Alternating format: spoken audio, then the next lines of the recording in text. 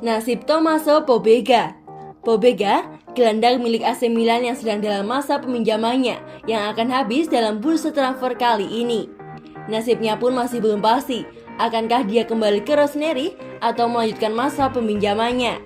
Namun jika ia kembali ke Rossoneri, sangat kecil kemungkinan ia akan mendapatkan jam main yang reguler. Mengingat Rossoneri mempunyai gelandang berkualitas seperti Kessie dan Ben Machet, serta Brahim Diaz yang sedang dalam proses negosiasi. Setelah 2 kali dipinjamkan pada Terni di Serie C dan Perdonin di Serie B, Maldini dari Kimasara membuat keputusan untuk memperbarui kontrak Pobega sampai tahun 2025 sebelum mengirimnya pada pinjaman baru untuk Spezia. Tinggal di Milan dan bermain di Liga Champions dengan Pioli akan menjadi mimpi untuk Pobega. Ditambah ada fakta ia akan menjadi pemain lokal untuk daftar skuad UEFA dan akan dapat menutupi ketika Kessie dan Benacer meninggalkan tim untuk Piala Afrika. Menurut Longo dari omercato.com pada Twitch, meskipun Tommaso Pobega tidak mungkin untuk tinggal di Milan, si pemain sadar bahwa ia harus terus bermain untuk melanjutkan proses pertumbuhannya dan merasa bahwa tinggal di Milan akan memberinya lebih sedikit kesempatan untuk bermain.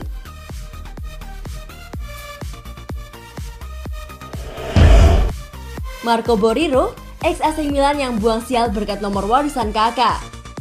Mengingat sosok Marco Borriello, mantan pemain AC Milan yang pernah warisi nomor keramat 22 milik Riccardo Kakak, lahir di Naples, Italia, Marco Borriello sejatinya jebolan Rossoneri saat masih jadi pemain muda. Hanya saja ia belum berkesempatan untuk membuktikan diri di tim dan ujung-ujungnya dihempaskan ke klub antah berantah. Namun, istilah blessing in the disguise nampak cocok menggambarkan nasib Marco Borriello ketika mulai menampaki karir sebagai pemain senior. Ia kembali ke AC Milan dan memulai langkahnya di klub Italia ini pada tahun 2002. Ia menjalani debut di ajang Serie A bersama Rossoneri pada 21 September 2002. Setelahnya, Borriello pun harus berjuang demi satu tempat di tim utama yang ternyata tidak berjalan mulus. Baru 3 kali tampil untuk Rossoneri di level 3, ia sudah harus pergi sebagai pemain pinjaman ke Empoli sampai akhir musim 2002-2003. Pada 2003-2004, ia sempat kembali lagi, tapi lagi-lagi harus puas dengan menit bermain yang sangat minim. Perjalanan Borriello sebagai pemain pinjaman pun dimulai. Selain Empoli, ia juga pernah pergi merantau ke sejumlah klub seperti Genoa, Sampdoria, dan Treviso. Kesempatan yang cukup lumayan untuk comeback di AC Milan. Sejatinya, sempat menghampiri pemain kelahiran 18 Juni 1982 tersebut, tepatnya pada tahun 2006 saat Andri hengkang ke klub Liga Inggris Chelsea. Akan tetapi, Borriello tetap kalah saing dari rekan-rekannya yang lain dan hanya jadi striker pilihan keempat di AC Milan. Cukup menyedihkan pastinya, lantaran pecking order adalah hal yang sangat penting bagi seorang pesepak bola. Situasi pun semakin memburuk bagi Marco Borriello setelah ia tersandung kasus doping dan mendapat hukuman larangan bermain. Ia dikeluarkan dari skuad dan masih sempat mencicipi kejayaan AC Milan atas Liverpool di Liga Champions 2006-2007. Selalu ada kesempatan kedua atau bahkan ketiga. Inilah yang pada akhirnya terjadi pada Marco Borriello. Sempat dijual ke Genoa pada musim panas 2007, pemain ini lagi-lagi kembali ke AC Milan. Ia diplot menggantikan Alberto yang hengkang ke Fiorentina. Borriello kembali menantang peruntungannya dan berusaha memperbaiki masa lalunya bersama kubu si merah hitam.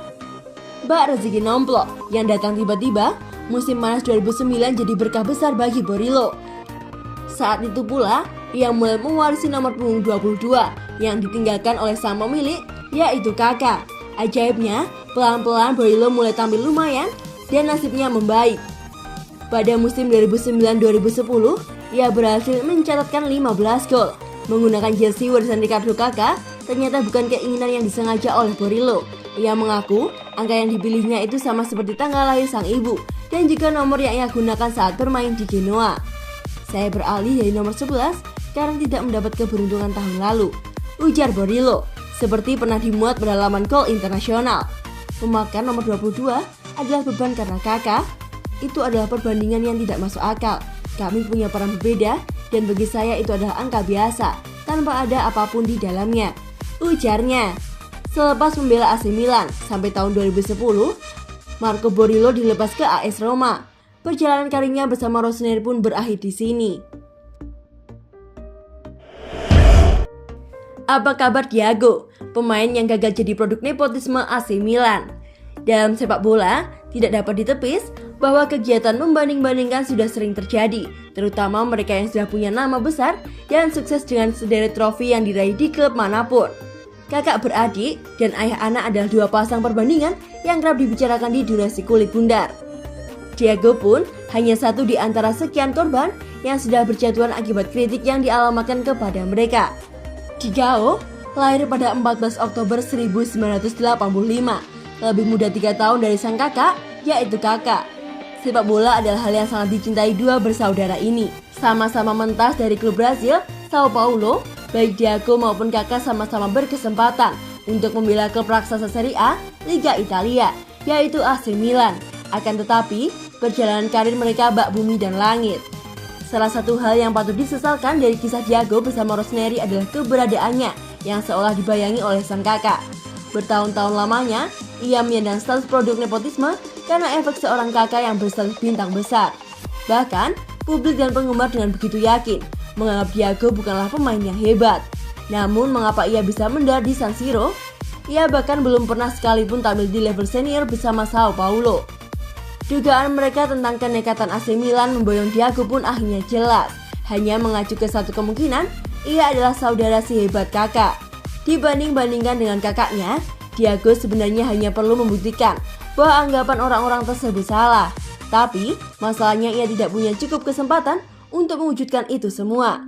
Belum sempat membuat dampak signifikan di AC Milan, Thiago sudah harus pergi berkelana sebagai pemain pinjaman. Apalagi pada waktu itu Rossoneri juga kebingungan karena jatah pemain non-Uni Eropa mereka sudah habis. Resmi menjadi pemain AC Milan pada 2005, Thiago justru menghabiskan sebagian besar waktunya di tempat lain. Selama kurang lebih 6 tahun di kontrak Rossoneri, ia hanya tampil satu kali, yakni di ajang Serie A Liga Italia. Ia kemudian menganggur sebentar setelah hengkang dari AC Milan pada 2011. Baru kemudian merapat ke klub MLS, New York Red Bull, pada 2012 setelah mengikuti trial. Akan tetapi, setahun kemudian kontraknya diputus secara mutual. Sama seperti sang kakak, Thiago saat ini menikmati momen-momen indah dalam hidupnya yang jauh dari sepak bola. Mereka masing-masing sudah dianugerahi keluarga bahagia dan nampak begitu harmonis. Juventus gigit jari, wonderkid Hungaria pilih merapat ke AC Milan. Juventus harus gigit jari setelah AC Milan sukses memboyong wonderkid Hungaria yang menjadi target transfer mereka di bursa transfer musim dingin ini. AC Milan berhasil mengalahkan Juventus dalam pemburuan untuk mendapatkan wonderkid asal Hungaria yang menjadi sensasi di Eropa setelah sang pemain lebih memilih untuk merapat ke San Siro. Kedatangan Milos dari Eto ke AC Milan ini terjadi setelah kesepakatan terjalin di deadline day bursa transfer musim dingin bulan Januari 2021 ini. Laporan dari NMZ Sport menyebutkan jika bek kiri berusia 17 tahun tersebut merupakan salah satu target transfer Juventus di bursa transfer musim dingin ini. Namun kegemilangan Paolo Maldini dari Kimasara selaku juru transfer AC Milan membuat Milos lebih memilih untuk merapat ke Rossoneri alih-alih bergabung dengan Juventus. Daniel Capozzi selaku agen Milos menyatakan jika janji Maldini dan Masara akan kesempatan besar Milos untuk tampil di tim senior merupakan salah satu alasan mengapa talenta masa depan Hungaria itu kembali memutuskan untuk sepakat bergabung dengan AC Milan. Milos sendiri memang disebut memiliki banyak kemiripan dengan Theo Hernandez. Selain memiliki kemampuan dribble yang sama, wonderkid Hungaria itu diketahui juga merupakan tipikal bek sayap modern yang tak hanya cepat tapi juga sangat kreatif.